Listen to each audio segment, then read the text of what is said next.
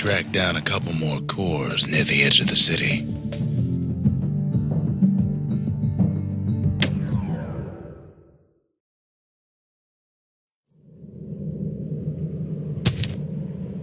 No use praying to the gods these days. No time for it either. Kid says a little prayer anyway. Couldn't hurt, right?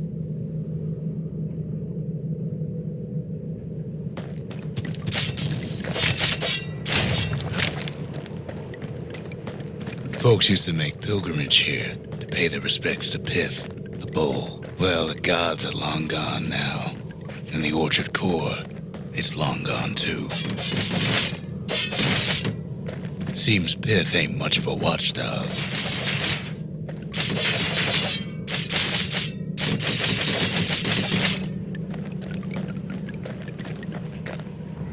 The gods don't care about trinkets, but the kid ain't no god.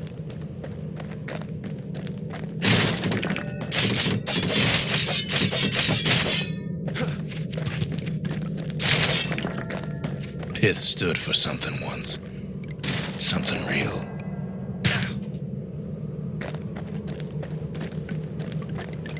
In time, though, the bull stopped being a symbol and started being decoration.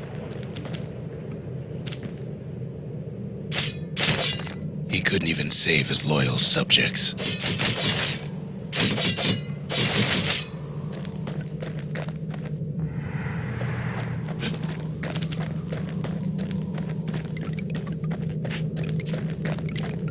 Pith makes a decent scarecrow, at least. Then Pith lights up like a rodeo. Ain't easy punching through his hide. Kid breaks him to bits. Must have been guarding that shrine.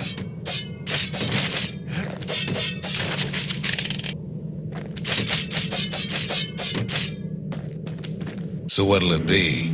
Invoke the gods, or tell them off.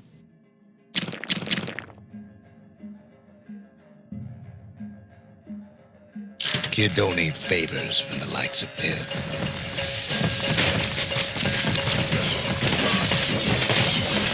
Well, if the gods are alive, they must be plenty sore.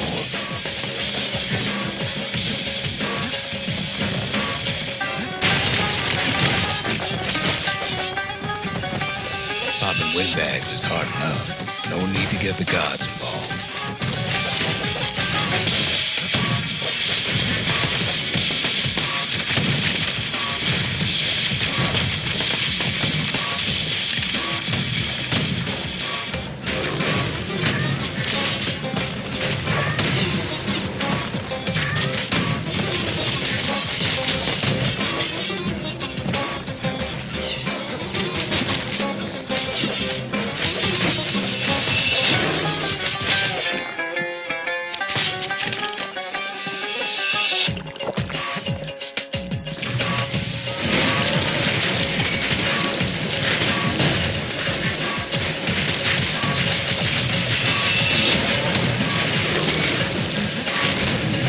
Things might have gone worse if Kid tampered with that shrine.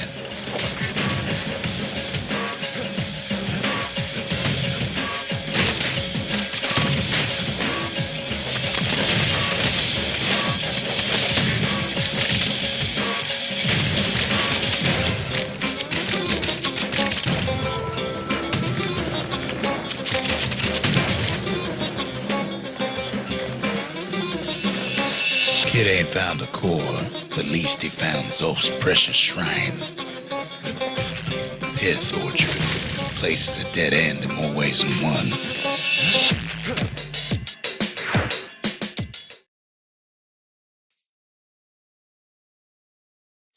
Now we can build a shrine of our own, though I got some alternatives in mind.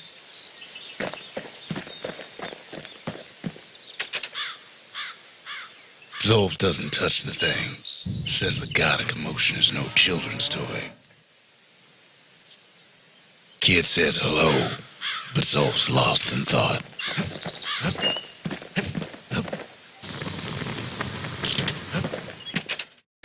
The Ura feared the gods.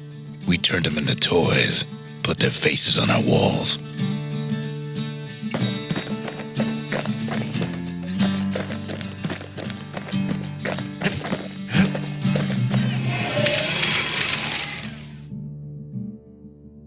The trappers, daring bunch of fools.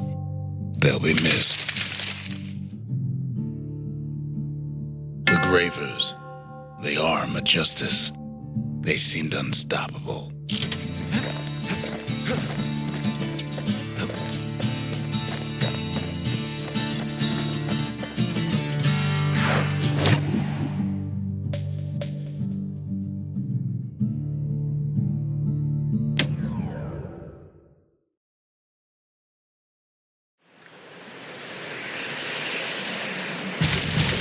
There's only one way into Cinder Brick Fort. The hard way. Sure, the city marshals may be gone, but now the fort's crawling with windbags.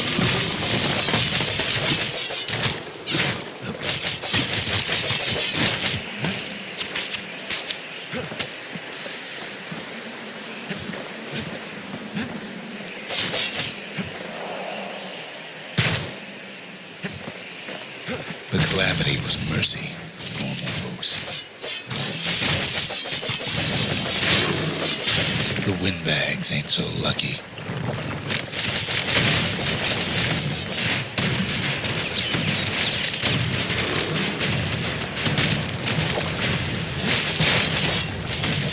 They've been left to freeze or starve or face the kid.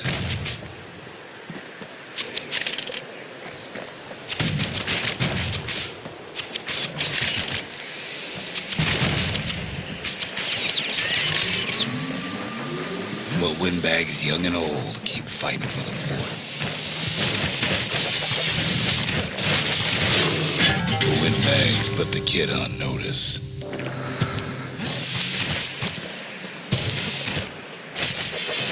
Kid can't hardly tell up from down after a while.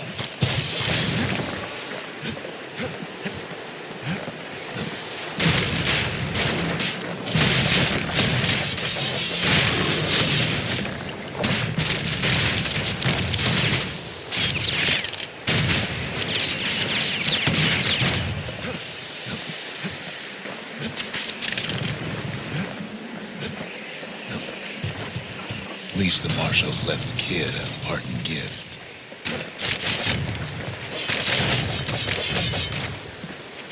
Something the windbags just can't handle.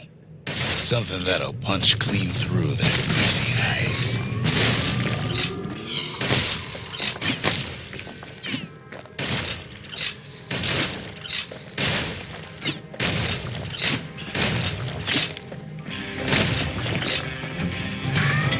Windbags ain't much different from normal folks. All they want's a warm place to stay and a decent meal.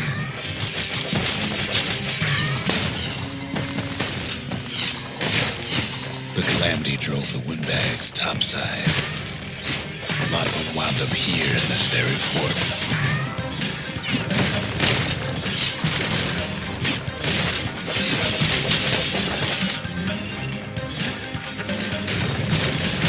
Been minding the business underground like in the old days.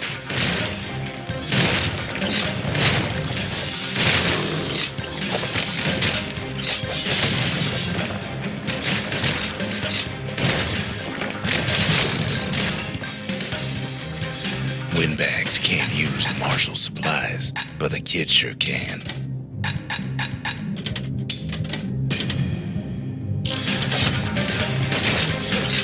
As for the windbags, Cinder Brick gave them enough heat and metal to munch on for a while.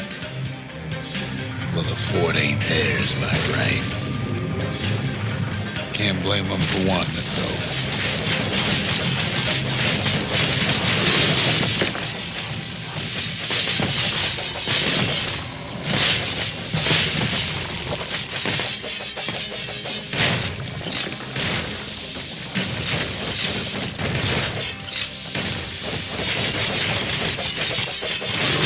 So many of those sorry things holed up inside that old fort.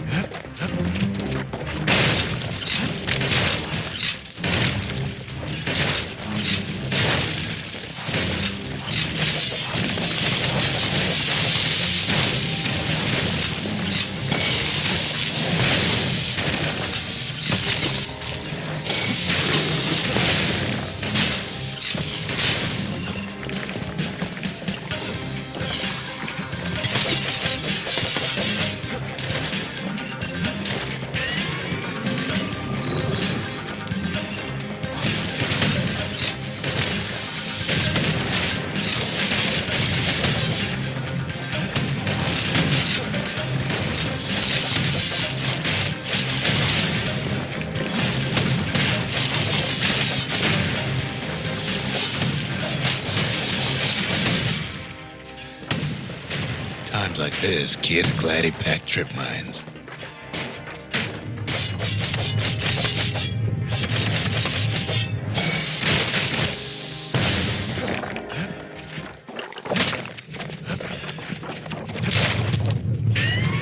Security's plane gone haywire. Windbags gummed up the works.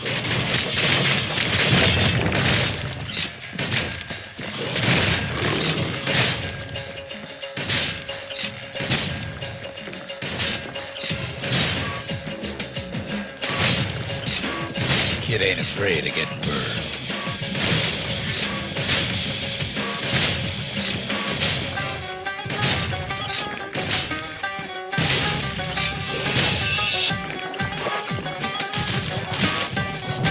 They trapped the kid in the middle of the fort's parade grounds.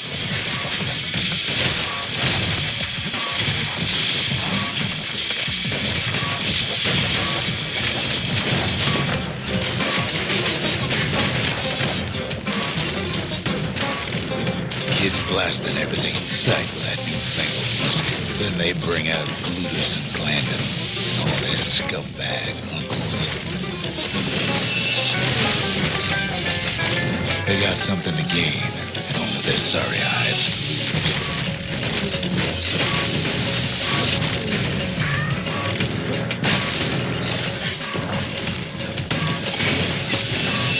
Kid takes down Glutus. Maybe it was Glandon.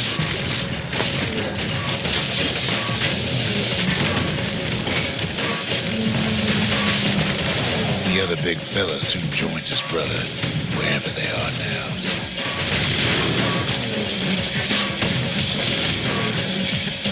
The windbags finally get the message.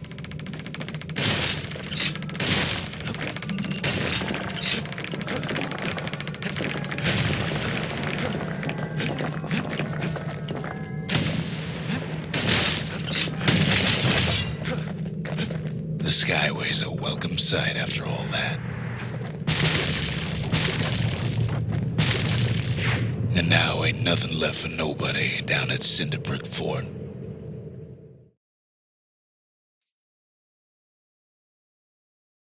Kid shows up just as Ulf's telling me about his own journey to the city.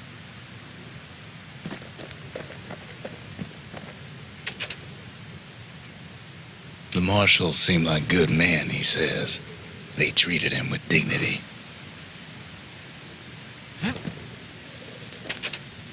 Zolf brought his antique smoking pipe all the way from the terminals.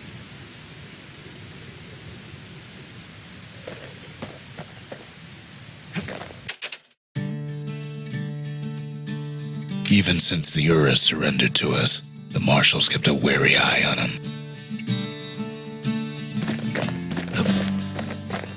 Seems the only thing the Calamity saved for Zolf was his smoking pipe.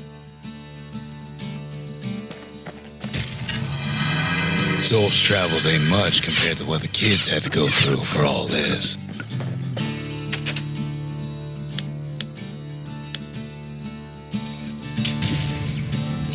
The lost and found. Here, kid takes fragments of the old world and makes them whole again.